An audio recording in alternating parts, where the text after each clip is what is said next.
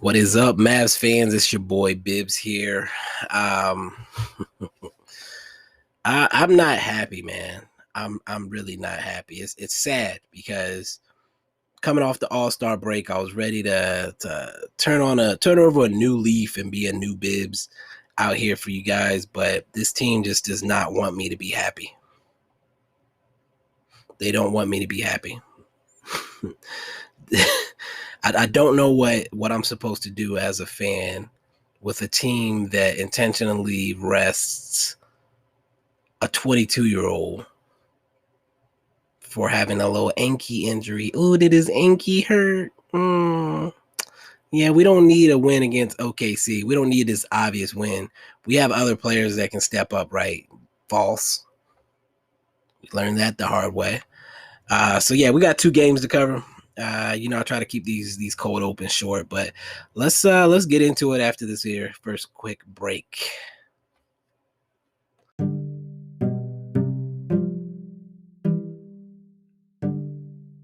Look, I know y'all are tired of the same old ads, and they were probably kind of long, so let me condense that for you a bit.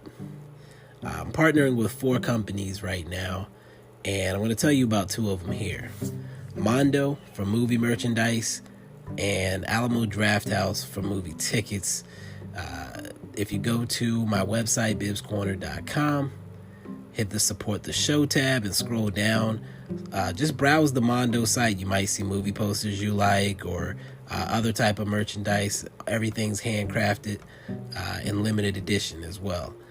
As far as the Alamo Drafthouse, you can get tickets or gift cards through the site. And if you do, it helps me out. So again, hit that link or let me know if you want me to send you the link. I'll be glad to do so. Mondo movie merchandise, Alamo Drafthouse, best in theater experience, in my opinion. And without further ado, let's get back into this recap.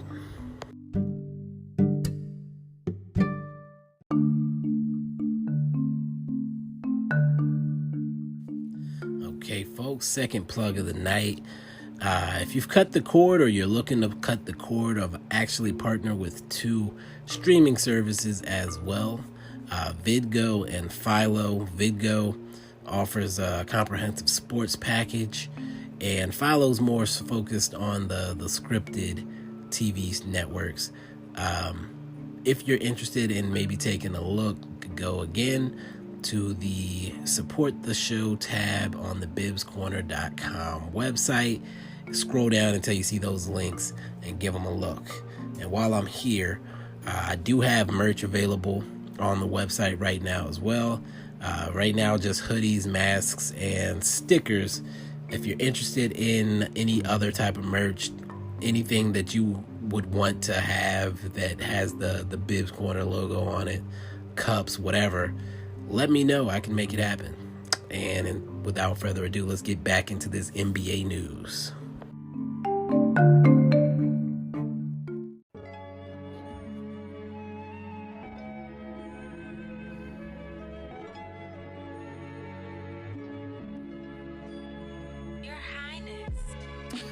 All right, folks, welcome back yet again to the Bibs Corner podcast. I am your host, as always, Mike Bibbins, on Twitter at Bibs Corner. And of course, if you're new to the podcast, welcome in. I appreciate you, and I hope you stick around. If you are a long-time listener, you know how this is probably going to go. The Mavs split their last 2 games, right? And there was an acceptable way to split these 2 games. You know, the hope would be that we would win these 2 games against a team that is at best on our level and a team that should be well below our level.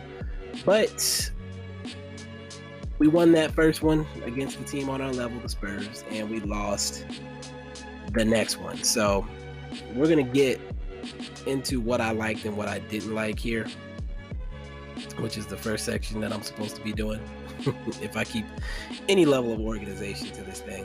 So what I liked, what I didn't like. So first of all, Porzingis. Porzingis in the Spurs game did what we want Porzingis to do, especially against a team that didn't really have a good matchup for him. Pirtle, solid little player, but should not be causing any problems for Kristaps Porzingis. And then other than him, they played pretty small. So again, nobody on that Spurs team should be causing Kristaps any problems, and that was the case. 28 and 14 for him, 11 for 17 from the field. Only 5 of those 17 being 3-point attempts. Beautiful. That's what I want to see from Kristaps. He had 4 offensive rebounds.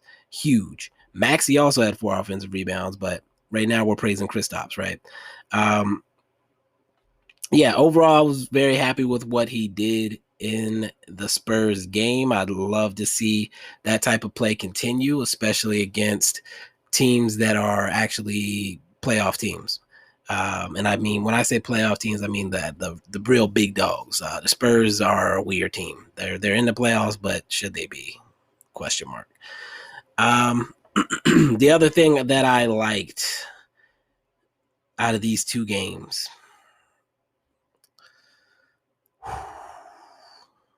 I'm gonna go with Maxey. I feel like Maxey has settled in a bit.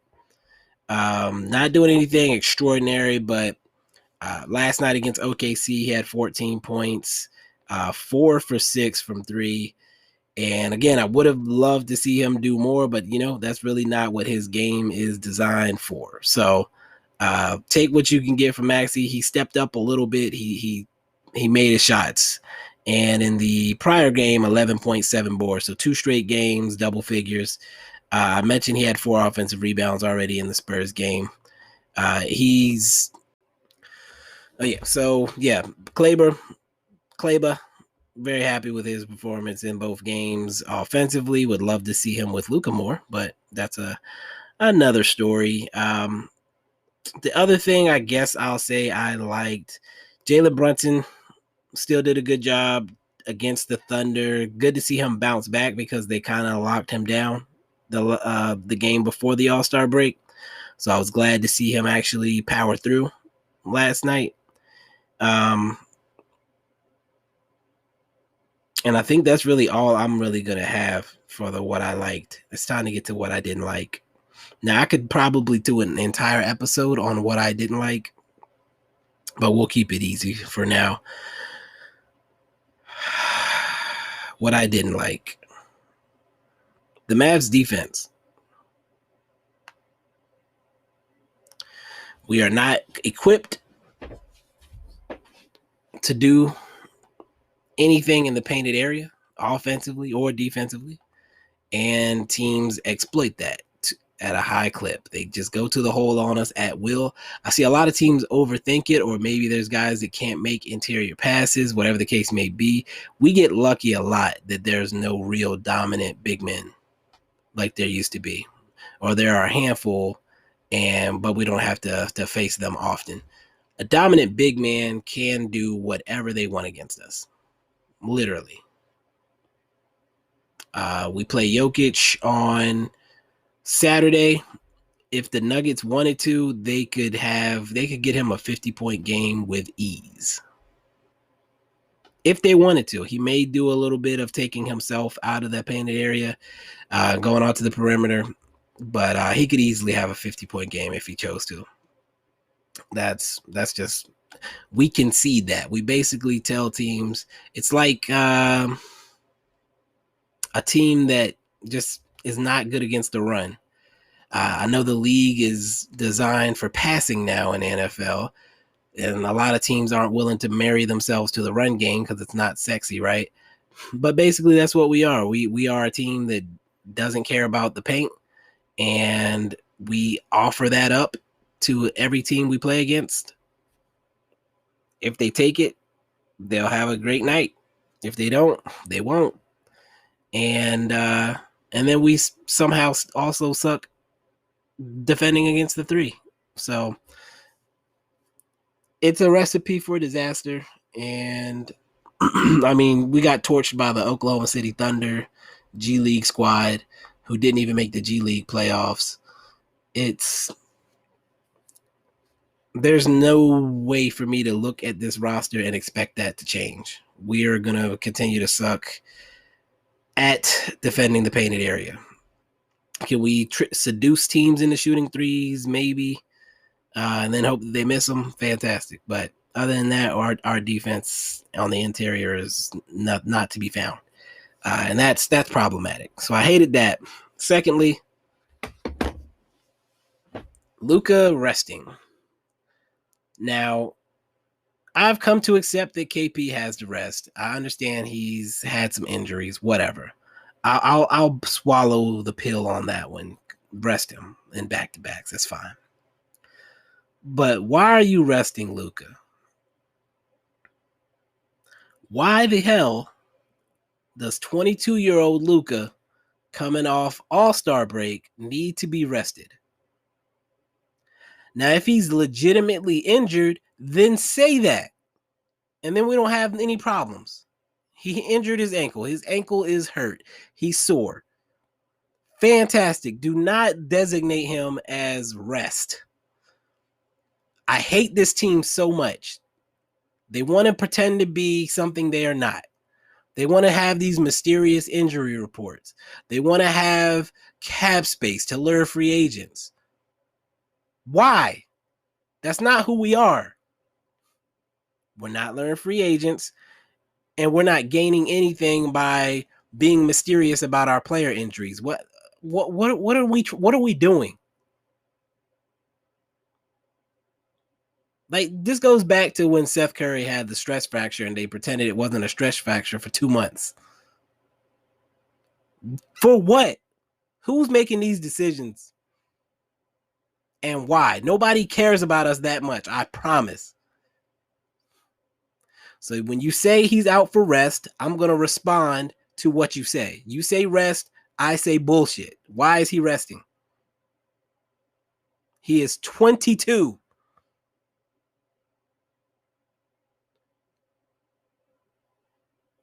Now, if you want to say you just didn't respect the Oklahoma City Thunder, you thought your scrubs could beat them,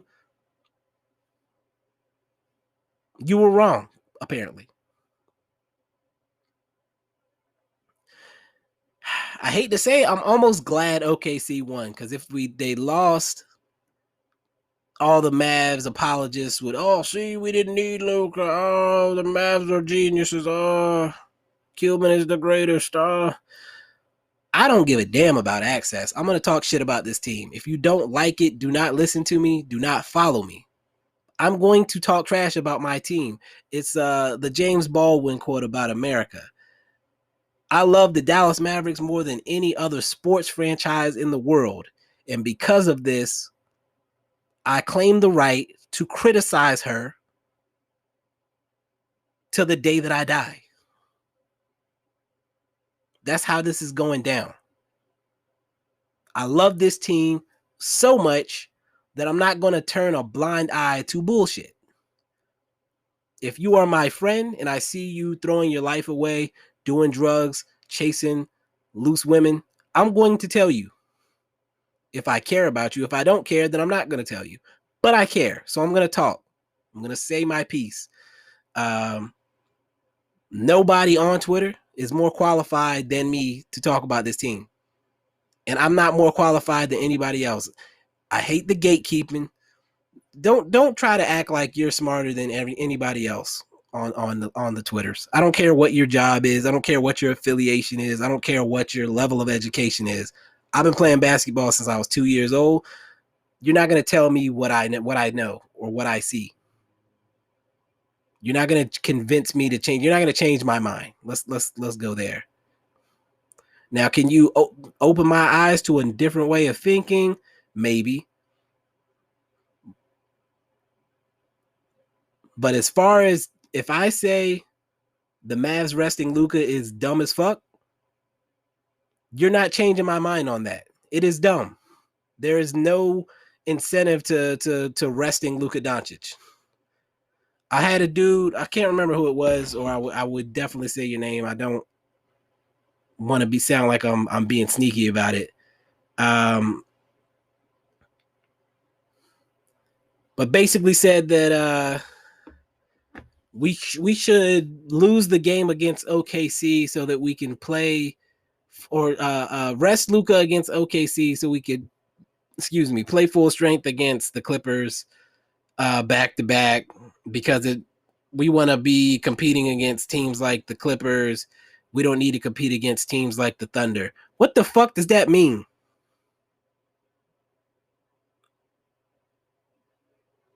What does that mean? Let me go find the actual tweet. I don't want to misquote somebody. And I've gone off on a tangent. I don't care. This is going to be a rant. Let's see. Here we go. I'm going to read this entire thread. So I made the joke, hey guys, we get the Nuggets on a back-to-back so they won't play Jokic or Murray. Awesome. Sarcastically, because that's the kind of dumb shit that Mavs fans say. They just accept that the Mavs are going to do dumb things. The Nuggets are not going to rest their best players because they actually care about winning. Luka Doncic 77 said if their coach was Rick, I'm sure their 2 stars won't play. And I said the fans would justify it, or is that just Mavs fans? My man Gravy with 2 A's, trained with 2 A's, hopped in to do exactly that. I can't wait for everyone who overreacted to look back at this. Beating the Thunder really doesn't matter. Aren't the Clippers more important?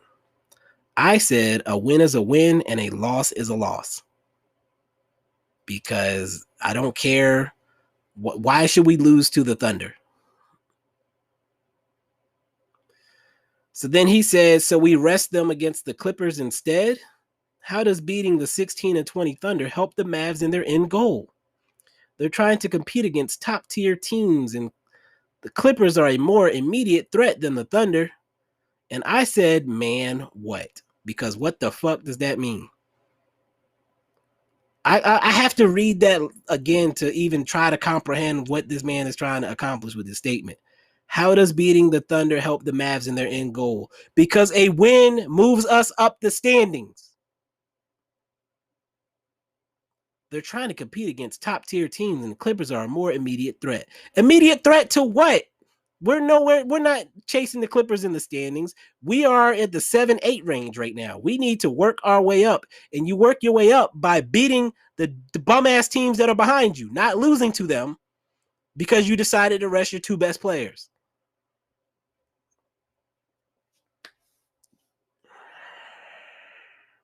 So after I said, man, what, instead of saying these things that I'm saying now, he said, bruh, make an argument. I know you're not stupid, Bibbs. Don't overreact like all the meatheads on this app.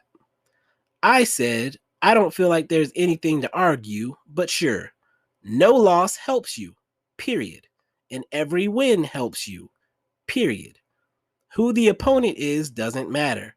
The playoff race is tight, and we just came off of a season where another win or 2 would have bumped us up the standings.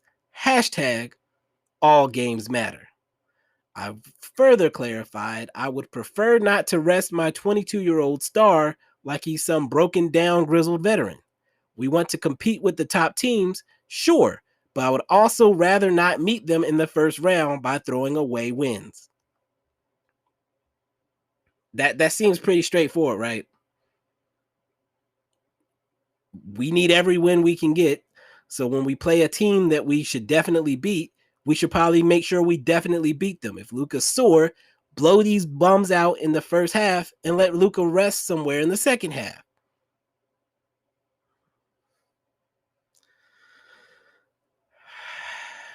Then he comes back. I don't want him rested either, but if you're going to rest him, why choose to rest him against the teams we want to beat in the end of the season? It's not the end of the season. I'm sorry. I don't know how loud this shit is going to be when I release this.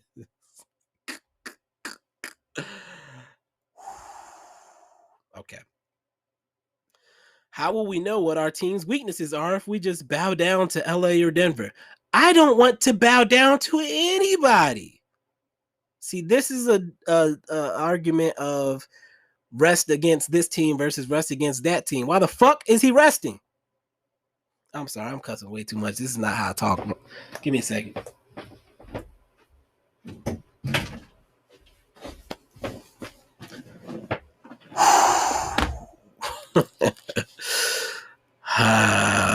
So you didn't hear anything I just said about not resting Luka. So then he also came back because I had responded twice. He responded to each tweet. The opponent doesn't matter, huh? Then why are people saying rest against the Clippers instead, since we don't have a chance at winning? We're literally 2 games back from the 6th seed, even after losing. We will be fine. There's more important goals than beating OKC. And I said those people are also wrong because I don't want him resting against anybody unless he's actually hurt. He says, I just assumed there's something that Casey Smith saw and he thought it was best for them both to rest. If there's a problem with Luka, I want him as fresh as possible for the more pivotal games. A pivotal game is a game you lose. When you lose, you pivot backward. Each game is currently pivotal. If we beat OKC, fan-fucking-tastic. But we did not, so we pivoted the opposite direction. Every game is pivotal. We're not in the playoffs yet. Right now, we're looking at the play-in. Losing to the Clippers has more impact on the standings than losing to OKC IMO. The standings don't care who you lost to.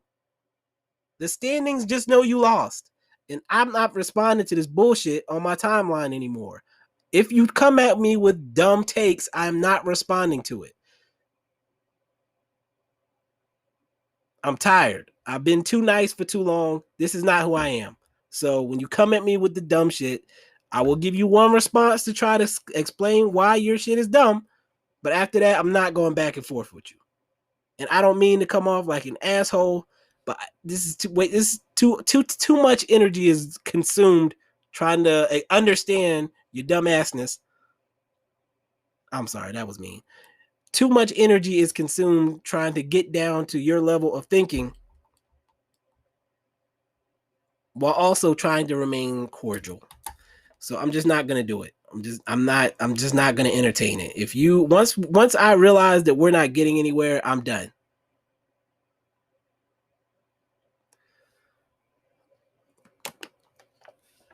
I'll take a sip of this water. Man, look. I just said I know there's new people listening. This is not how you always am. Please forgive me. I had a plan to try to make this a regular recap, but man, I'm pissed. I'm annoyed. I'm pissed. The fan base annoys me. Like I almost want to leave the fan base. That's how bad it's gotten because these people are fucking exhausting. No matter what the team does, there's always an excuse. Always an excuse. It's always, if you criticize the front office, oh, but they got us Luka and Dirk. That is 2 motherfuckers. I'm sorry. I'm saying way too much. That is 2 guys in 25 years. Are they both top 20 type players? Yes. If the Kings and Suns aren't idiots, we don't have Luka. If the Bucks aren't idiots, we don't have Dirk.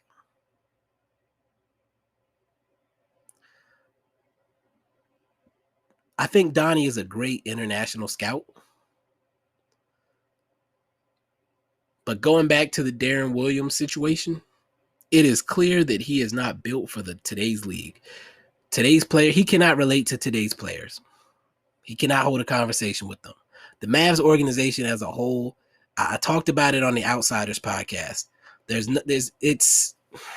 not conducive to bringing guys in. People look at Dallas the way Dallas carries themselves. A few years back, I did like a Teamwork Online, had like a meet and greet type thing on with the Mavs, like executives and whatnot. And I went to that. It was like a game against the Lakers. Kobe didn't play. That was part of my reason for going to that game. I think that was like right after Kobe got hurt. Like I bought the tickets. I was super stoked. And then Kobe got hurt. It was like a game against the Lakers. And like before the game, you got to meet with some of the executives, pick their brains, blah, blah, blah, blah, blah. So I went in there. There was a whole bunch of people with resumes looking all sharp and nervous and all that bullshit, right? And we're talking to the executives. Like everybody's getting their shot to shoot their shot sell themselves on who they are. And a lot of people would start out with, hey, I've been a Mavs fan since blah, blah, blah. And you could just see the executives tune out immediately. And eventually one guy just said, nobody cares that you're a fan. We're not looking for fans. We're looking for people with different business backgrounds. And that threw me off a little bit. Like, I get it, but I didn't get it at the same time, because if I'm an organization, I want the person to be passionate about my organization when they're coming in. Is it a requirement? No. But if a person is passionate about the team, they are more likely to take their job seriously. IMO. But, you know, what do I know? I'm just a broke black boy from South Carolina. So anyway, this continued across the room. And again, it changed my look, the way I look at this organization, because previously my only look at the management and whatnot was Cuban, who seemed like a fun, energetic, tapped in, on the court, plugged into the players. Like, he was a fan. He was on the court like a fan. But then I see he hires people that aren't fans, or he wants to hire people to run the rest of the organization who aren't fans. I look at the fact that Donnie's been there forever, and we have not been able to lure anybody special to this team, despite having generational talents on the roster. And hearing him tell Darren Williams, trust me, or trust us, hearing Cuban skip out on meetings to film Shark Tank, which means that his mind is elsewhere, which tells the players that his mind is elsewhere, that he's focused on other things. He's focused on stacking paper that has nothing to do with the Dallas Mavericks. He's not all in. Hearing these things lets me know that the organization, and this was before the scandal, by the way. One of the people that I met went down in the scandal and was actually the only person that gave me any real advice. But again, this is a culture issue. This is a part of that issue with the culture. These are the type of people you're bringing in, people from the business world, from all different backgrounds of the business world, that only care about making money. They aren't creating a situation that is sexy to a young athlete. They're not building that. They're not building that culture. This goes to the social media as well. It's not interactive. It's not fun like some of the other teams are. And I love some of those. I know some of those people. I love y'all. But as far as like when you compare the Mavs to other teams, we're not doing some of the things that these teams are doing.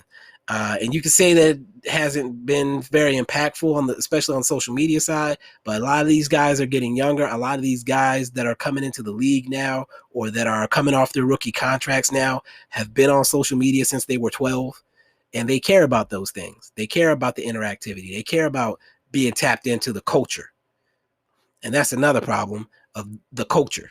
And when I say culture, I mean those graffiti jerseys were not okayed would not have gotten the approval of any. You know what? The jerseys are weak. Anyway, I'm getting off topic. The point of this whole line of dialogue is people, the Mavs want to be a business. They want to be business savvy. They want to be all those things. That's the image that they create. Even the jerseys are business, straight business. The ones that they tried to be fun, they look like they tried to be fun. They weren't just fun. Okay? And I just did a Trump hand movement, but you can't see that. Let me sip this water real quick. So who do we lure? What guys come to Dallas? Veterans that are past their prime, guys whose careers have fallen off and they want to revamp them, guys in contract years who want to try to see if they can score another contract, because it's a business decision. You come to Dallas as a business decision. You come to get some tax-free dollars on the back end of your career. You come to try to make a new name for yourself so you can go to one of those sexier teams. You come because it's the smart decision for one reason or another. It's a well-run organization. It's a good franchise, a good solid franchise, right? There's nothing sexy about it. Now, Dirk wasn't a sexy superstar either. I think Luka can become that at some point, but at the same time, I listen to him sometimes in interviews, and maybe he's too humble. I think that his personality may be good for luring in some of his Euro buddies, but I don't think he's going to help lure in some of the other American type players. I don't even know how I got here. So anyway, so you criticize Cuban, you criticize Donnie, you criticize Rick Carlisle, and you don't know what you're talking about. Trust them. They know what they're doing. Casey Smith must have said something. They're looking at the bigger picture, blah, blah, blah, blah, blah, blah, blah. Again, I've been a fan of this team since the 90s. There's been a lot of stuff that we put up with. When Dirk was in his prime, he carried this team on his back. Since 2011, the team has not done anything worth writing home about. They salvaged a few seasons after some bad free agency moves by putting together some ragtag team of guys. We had some fun. We tanked. We got a couple high draft picks. We turned one of those picks into a former all-star. We turned another one of those picks into a guy who looks like he's going to be one of the top 5 players in the league for the next 10 to 15. And now we're supposed to be climbing. We're supposed to be climbing to the next stage, the next level. We're supposed to be building towards having a championship contending team. And when I see us do things that stagnate us, that don't move us forward, it pisses me off. And yes, you're going to fucking hear it when that happens. We are currently the 8th seed. We were the 7th seed last year. If we didn't lose last night, we would still be the 7th seed. You could talk about how we didn't need to beat OKC all you want. We need to beat every team that is in front of us. And until we lose to that team, it's not an acceptable loss. If we lose to the Clippers, okay, they're a better team than us, fine. We should not be losing to OKC. We should not put ourselves in a position to lose to OKC. You go out, you win that game. If Luka needs to rest on the back end, fan-fucking-tastic. But you don't just decide, we don't need him, and take an L versus a bad team. When you know we're about to go through a gauntlet. So my audio actually cut out while I was recording. But yeah, we're about to go through a gauntlet against the likes of Denver, twice against LAC, twice against the Portland Trail Blazers, and we decided to cap that off, or not cap that off. We decided to kick that run off with a loss to the Thunder. So, I mean, there's no way you're going to tell me that what we did last night was smart and expect me to eat that. Okay? You can't feed me a turd and tell me it's chocolate. I'm looking at it. I can smell it. What we did last night was dumb. Okay? So, if you are a person who cannot accept that the Dallas Mavericks do dumb things, unfollow me, unsubscribe, mute me, block me, I don't care.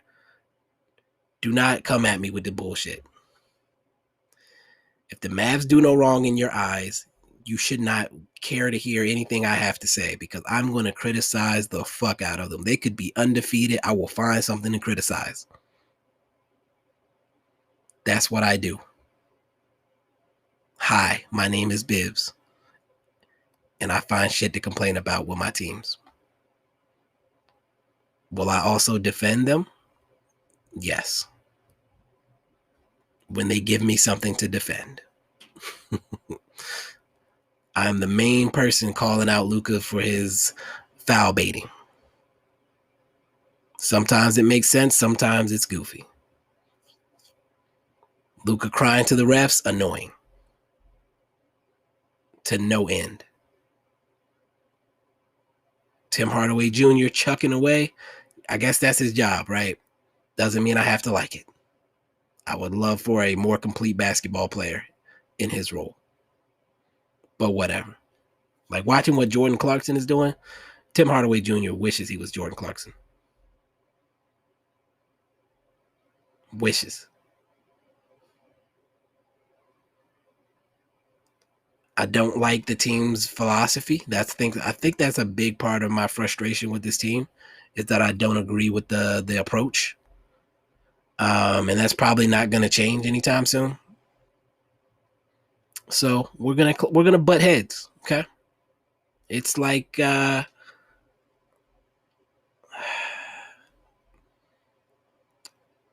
used to be a North Carolina basketball fan. My friend, my college roommate was a Duke fan. We're gonna butt heads. They're both good. Because I disagree with the Mavs philosophy, and there's almost no team in the NBA that thinks the way I do, that doesn't make me wrong. Just because every team's doing it doesn't make them right. I say following the trend that everybody else is doing is stupid in sports. The teams that usually make it to the top are the teams that change the trend, or the teams that have the most effective players at whatever the trend is.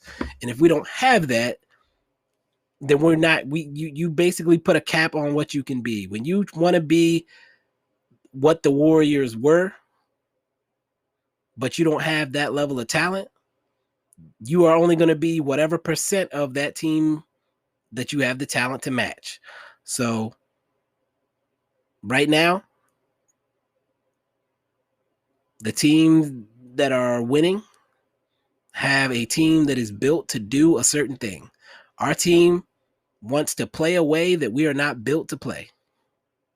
We want to force players, we want to force round pegs into square holes.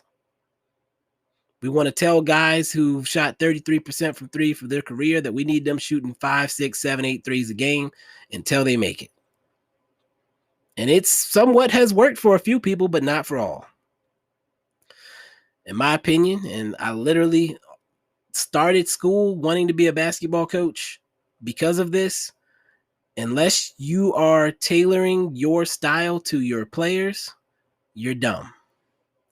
If you can't tailor your style to your players, you should get personnel that fits your style. You can't do that in every situation. Right?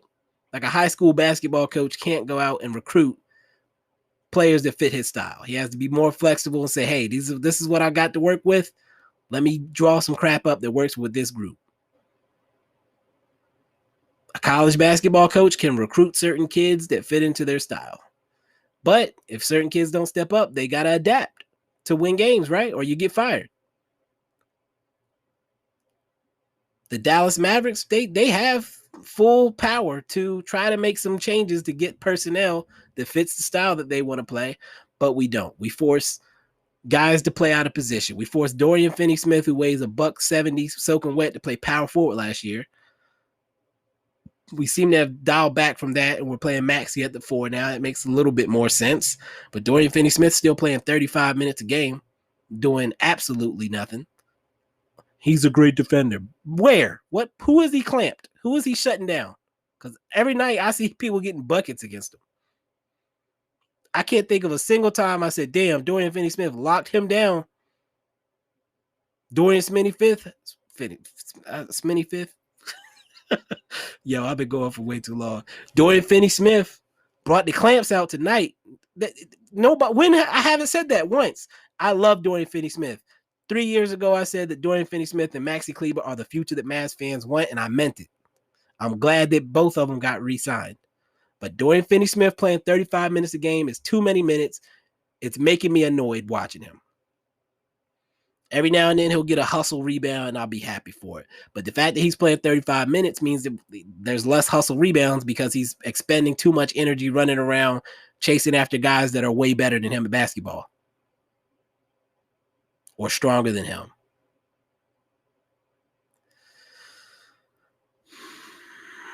If our team is built such that Dorian Finney-Smith deserves to play 35 minutes, then we need to rebuild the damn team. Something needs to change. It's unacceptable to call yourselves a playoff team and play Dorian Finney-Smith 35 minutes a night. He's usually second or third in minutes played. Unacceptable. Last night, 2 stars out. Dorian Finney-Smith had the same line that he had the previous night, pretty much. I think he had 6 and 8 last night. He had 7 and 7 the previous night, if I'm not mistaken. If you are unable to do extra things when the stars are out, you probably shouldn't be starting. Or I'm sorry, you could start, but you probably shouldn't be playing 35 minutes. There should probably be somebody else at or close to your level at a bare minimum that is splitting those minutes with you. Unacceptable. Our roster is poorly built, especially to play this the way that we want to play. You are not going to tell me otherwise. You're not going to sell me on anything different. The roster is poorly built. Should they build it the way I want them to?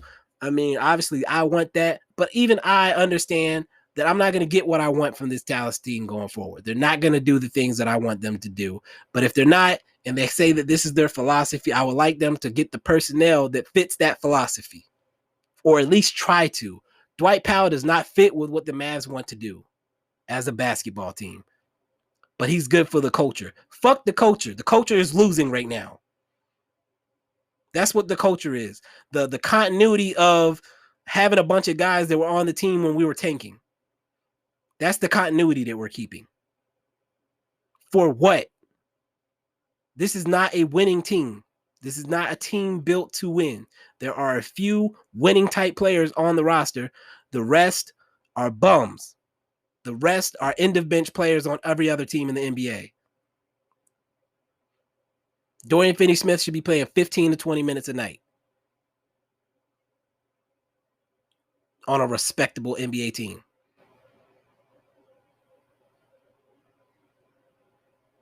The rest of these guys, it's Luka, part-time Porzingis. I'm going to call him part-time Porzingis because we're not going to get him every night. We know that.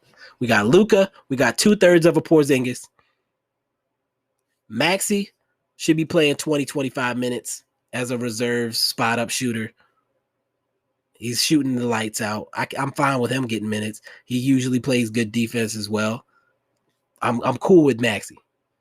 Dorian Finney-Smith, solid hustle guy, energy, can play a little bit of defense, make some hustle plays. Fantastic. 15 to 20 minutes off the bench. Tim Hardaway Jr., spark plug score, 15 to 20 minutes off the bench. Not 30. That's what he's doing, 30. Brunson, solid scoring point guard, backup, 6-man. He'd probably even play 30 minutes. Perfectly fine with him. Perfectly fine with that. Josh Richardson, starting to look like he needs to be in that 15, 20, 25 minute somewhat starter, somewhat reserve type role where we're not married to giving him big minutes. He's somewhere in between Maxey and KP. He's shown that he can be a little bit more, but it's not consistent enough for me to be married to it yet. Last night was good. I like seeing him get some buckets. He needs to put the ball on the floor. He needs to get inside a little bit more. His three-point shot has not fallen the way that some of us had hoped. That's not who he is. Play him to his strengths. The rest of the roster is buns. The rest of the roster is replaceable. How do you change that? You do whatever you have to do to get more talented players on the court. I don't care if they don't fit your fucking philosophy. You acquire talent.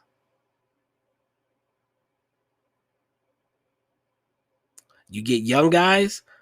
If you're going to play them, play them. If you're not going to play them, don't pretend that you're going to play them. I'm glad that we had the G League bubble so that we can see that these guys are not ass. There is no way you're going to tell me that Josh Green, Tyler Bay aren't better than James Johnson, Dwight Powell, and some of these other guys. Oh, they're veterans. Oh, they know the game.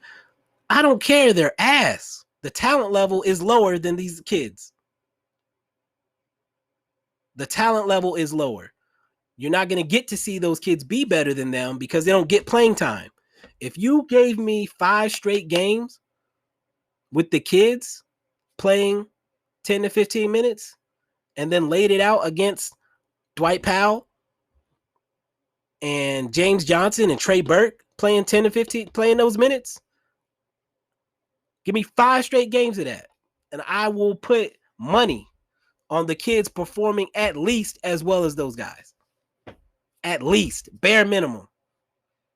Bare minimum, Bay can fill in Dwight Powell's spot and give me 7 points and 7 rebounds. At minimum, Josh Green can fill in James Johnson's spot and get me 6 points, 5 rebounds, 3 assists. And if you want to match the turnovers, we can get 2 or 3 goofy ass turnovers too to match James Johnson's production. Tyrell Terry could come in and give me 6 points on 3 for 9 shooting, like Trey Burke does when he gets playing time. You're not going to convince me otherwise. And you know what else that does? It builds on the future, because those guys aren't going to be here. Those other guys, they're not going to be here. They're not long for this team. Not if we're trying to win, I should say. The team seems to love Dwight Powell so much, they're just going to pay him to run around and look goofy and smack balls instead of grabbing them. Pause.